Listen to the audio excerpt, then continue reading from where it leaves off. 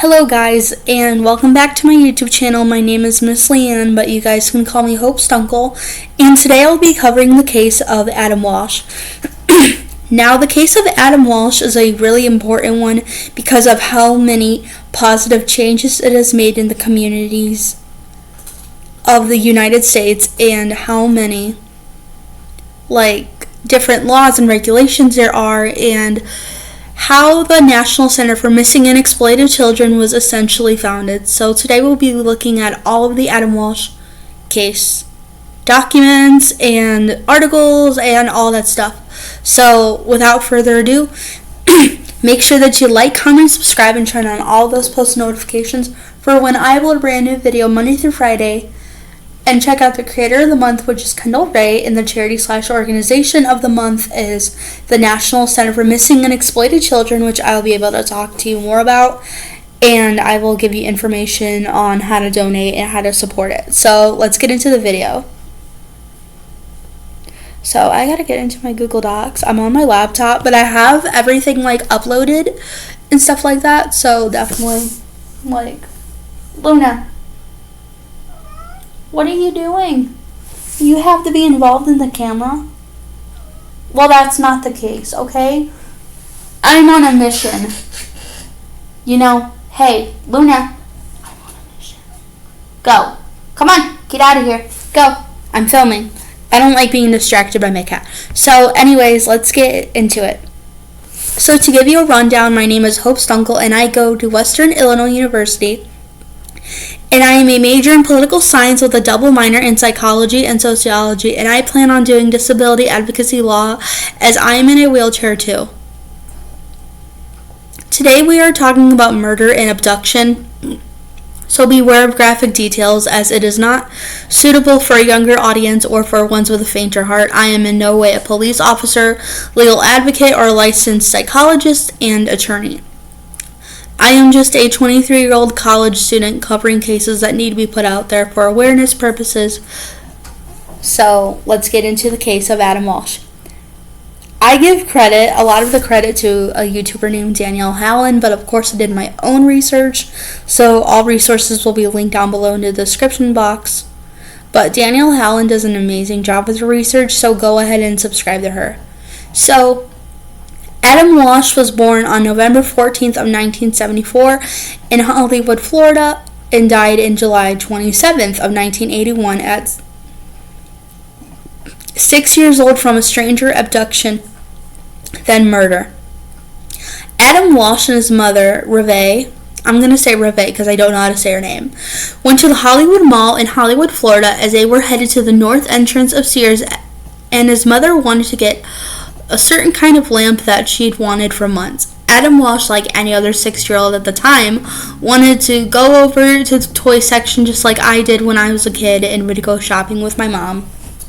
He wanted to go play video games for a little bit because he did not want to look at lamps. I mean, what 6-year-old wants to look at lamps? Definitely not me. No one in this time era had a big fear of abductions back in the early 80s as they do now.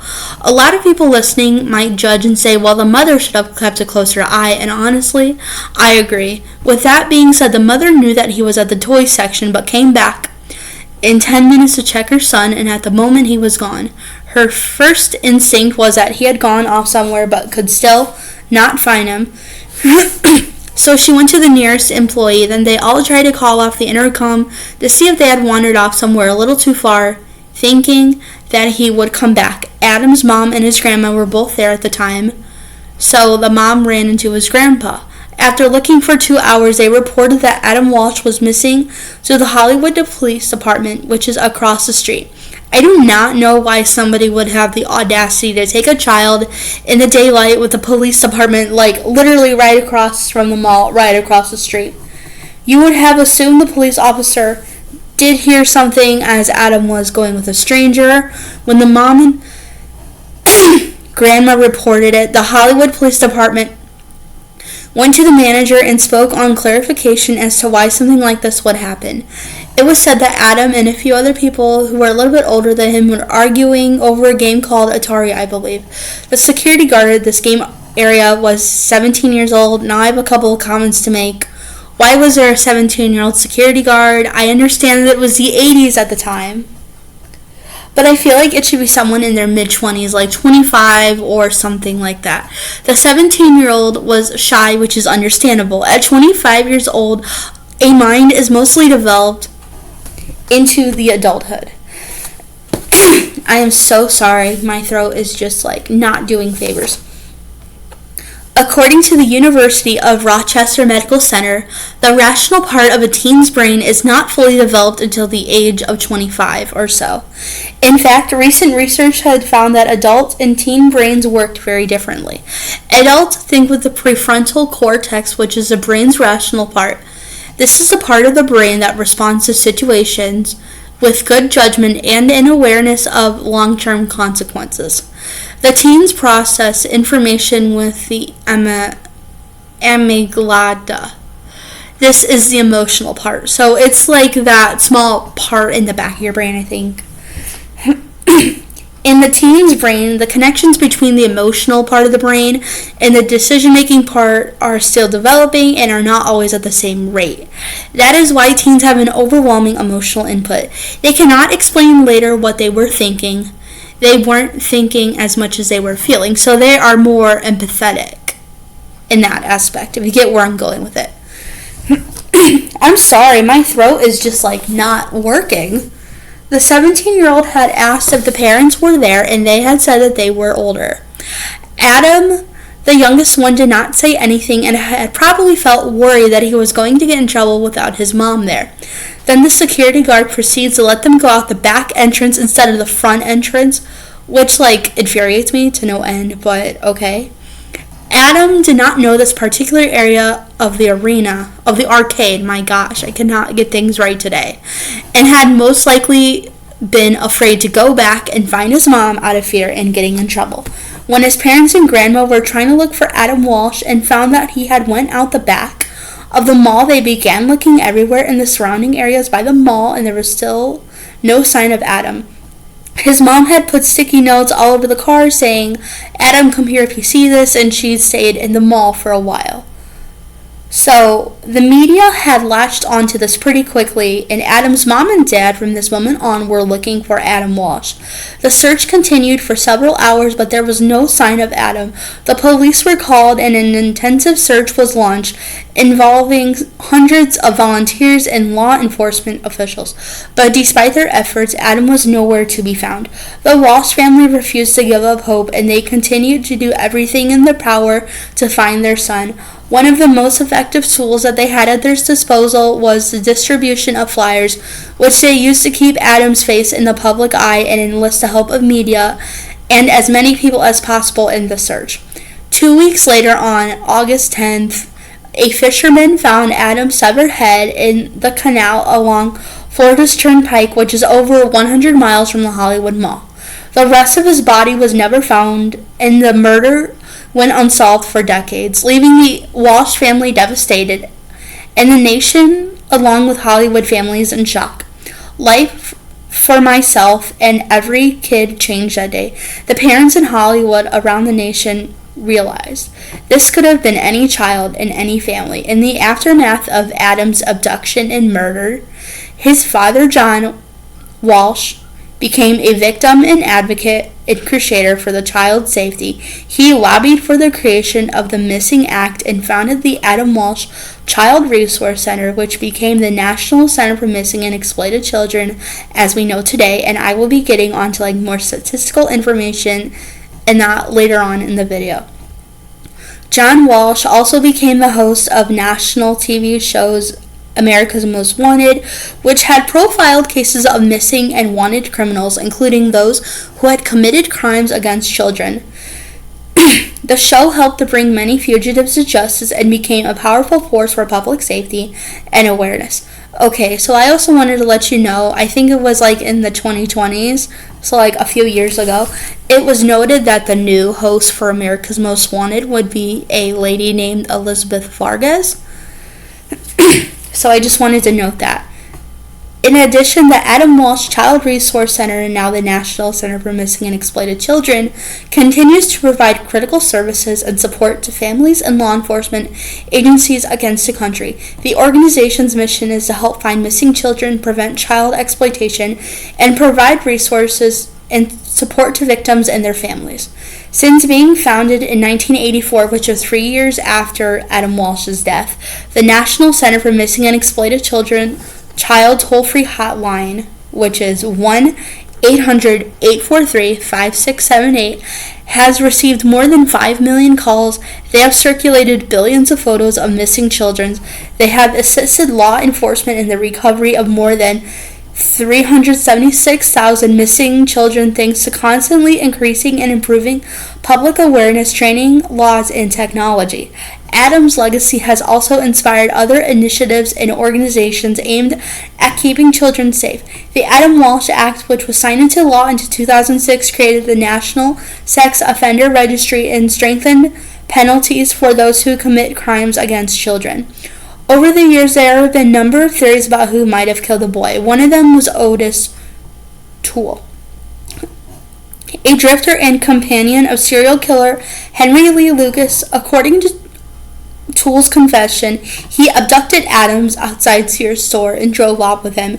Toole, who died in prison of 1996, confessed to Adams' murder in October of 1983. Toole claimed that he and Lucas were responsible for hundreds of murders, which I have heard a ton of cases with Henry Lee Lucas, also known as the confession killer, which I will be covering at some point. In the many years that have followed, John Walsh always maintained hope that Adam's killer would be found. Eventually, John and his wife decided to reach out to former Miami Beach homicide detective John Matthews, who reopened the cold case. In 2006, Detective Matthews took on the case and re-examined the evidence, discovering previously overlooked or disregarded clues, including 98 photos taken by the investigators of Otis Toole's Cadillac. Toole had confessed it and then recanted his confession to Adam Walsh's murder. However, the Hollywood Police Department detectives have been unable to verify Toole's confession due to a series of errors made in the investigation, including losing crucial evidence, which makes the case of Adam Walsh that much harder to solve. Detective Matthews' examination of the photos revealed a bloody image of the young face on the carpet behind the driver's seat of Toole's car, which was identified as Adam's. This evidence was crucial in finally identifying Toole as Adam's killer. In 2000 case, and the Hollywood police chief at the time, Chad Wagner, apologized for the past mistakes made by the investigation. So I do honestly believe that Otis Toole was definitely responsible for his case based on evidence photos, based on confession, and just like how particular everything was within the timeline of Adam Walsh's murder. So yeah, so I'm really sorry this video was really short. This is probably going to be one of my shorter true crime cases. So, yeah, I really hope that you guys enjoyed this video, and make sure that you like, comment, and subscribe to this video and this series called Crimetenttion, and make sure that you check out the creator and charity/organization of the month. So the creator of the month is Kendall, and the charity/organization of the month is the National Center for Missing and Exploited Children. Oh, but this isn't the end of the video yet, so, don't go. And I'm sorry, my voice is just, not going anywhere. So, anyways, I almost forgot about something. So, I wanted to give a, statistics thing with the National Center for Missing and Exploited Children as of 2023. So, recovery. So, this is as of 2023. So they have assisted with law enforcement, families, and child welfare agencies with 28,886 cases of missing children. In the last 40 years, we've received more than 5 million calls with more than 426,000 1,000 missing children recovered. So as far as protection goes, the cyber tip line for the National Center for Missing and Exploited Children received 36.2 million reports of suspected child sexual exploitation online, and reports of online enticement increased by more than 300% between 2021 and 2023.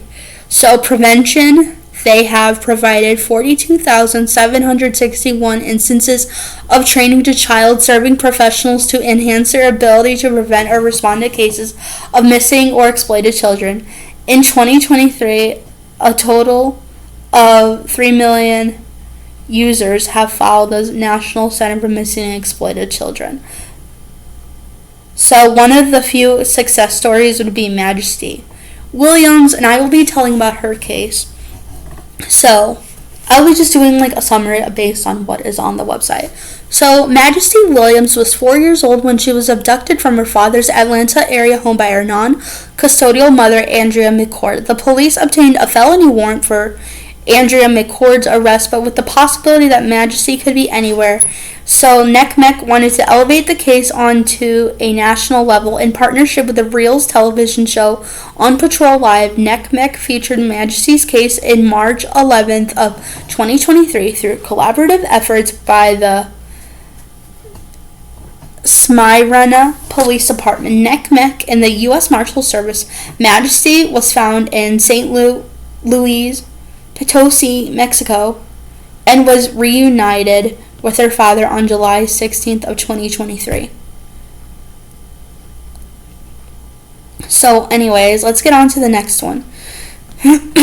In February of 2023, the remains of 7-year-old Edgar Cassian Garcia were discovered by the hikers in Washington State, indicating that the boy had been tortured to death. Soon after, his father and stepmother were placed on the U.S. Marshal Service's Most 15 Wanted list in March of 2023 with support from NCMEC in search. 5 additional missing and endangered children who were being held by the couple were found and rescued by Marshal Service and returned to the U.S. from Mexico. The fugitive couple was brought into custody. Hannah Lee and Sky Rex found safe.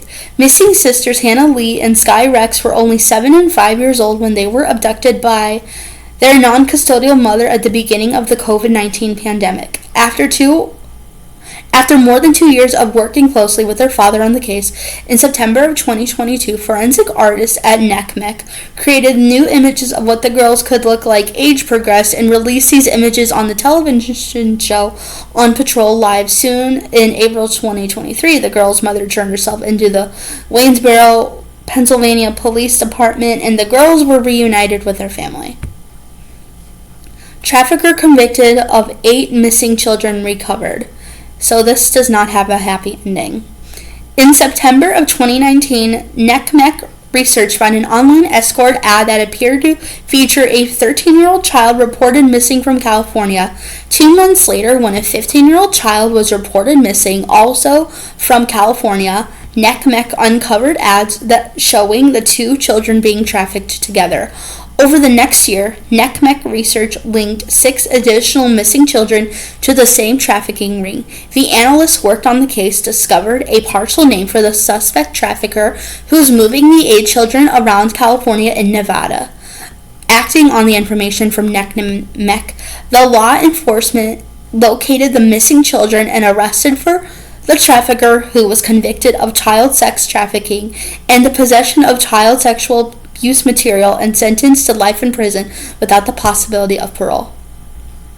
So anyways, we're going to review some more cases. In December of 1988, skeletal remains of Kenada Autumn. So she was a 4-year-old girl who was found wrapped in a blanket and concealed inside a cabinet under the bridge in Waycross, Georgia. Local law enforcement worked for years to identify who she was and responsible for her death. In 2012, Team Adam's team helped to create facial reconstruction and feature the image of NCMEC's Help ID Me page. Finally, in 2023, a member of the public who saw the facial reconstruction said they believed that the child was named Kenyatta Autumn. When DNA proved this tip correct, Kenyatta's mother and her former boyfriend were indicted on multiple charges, including murder and cruelty to children in the first degree. So that is basically like the cases that I will have done. So these were just like some of the cases that the National Center for Missing and Exploited Children really helped with. So anyways, I'm not kidding with you. Make sure that you like, comment, subscribe. Check out the creator/charity/organization of the month. The creator of the month is Kendall, and the National Center for Missing and Exploited Children is the organization. So I definitely just want to say thank you guys for watching this video.